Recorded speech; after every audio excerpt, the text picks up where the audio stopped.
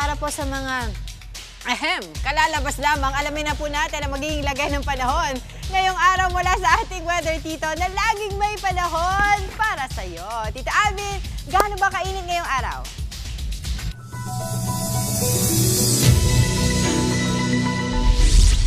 Good morning Angela at good morning mga kapatid. Weather update po muli tayo.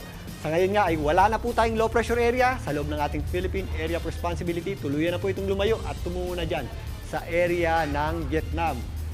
Dahil po dyan, makakaasa po tayo ng matinding init ng panahon ngayong unang araw ng Abril. Sa katunayan, nakapagtala po tayo kahapon ng tumataging na 48 degrees Celsius na heat index dyan po sa may area ng Dagupan City. Umabot naman yan sa 44 degrees Celsius sa may area ng Zambales.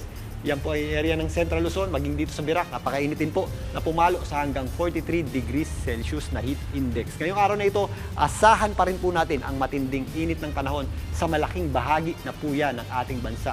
Magiging mainit pa rin po dito sa area ng Ilocos Region, kasama po dyan ng La Union at Pangasinan area na posibleng umabot sa hanggang 46 degrees Celsius yung ating heat index. Asahan din po natin na papalo sa hanggang 37 degrees Celsius yung ating heat index dyan po sa may area ng Central Luzon, kasama po dyan ang area ng Zambales. Dito naman sa Metro Manila, sa mga lalabas ng bahay at mamamasyal, maghanda pa rin po tayo sa matinding init ng panahon, lalong-lalo na sa tanghali dahil posibleng umabot yung ating heat index sa hanggang 37 degrees Celsius. Kapansin-pansin din na mas tumaas na yung ating mga heat index dito po sa area ng Visayas na posibleng pumalo sa hanggang 38 degrees Celsius.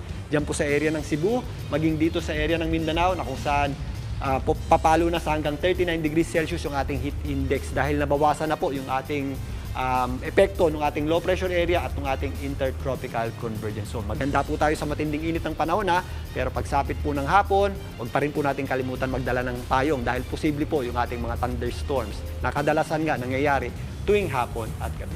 Mas mababa ng bahagya naman yung ating temperatura dito sa extreme northern Luzon dahil naman yan doon sa ating umiiral na northeasterly wind flow.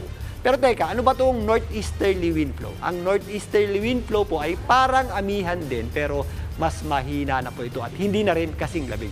Iba na din ang pinanggagalingan nitong ating northeasterly wind flow. Ang ating amihan po ay nanggagaling sa mga high pressure area dyan po sa may Siberia at China. Mas mababa naman ang pinanggagalingan nitong ating northeasterly wind flow.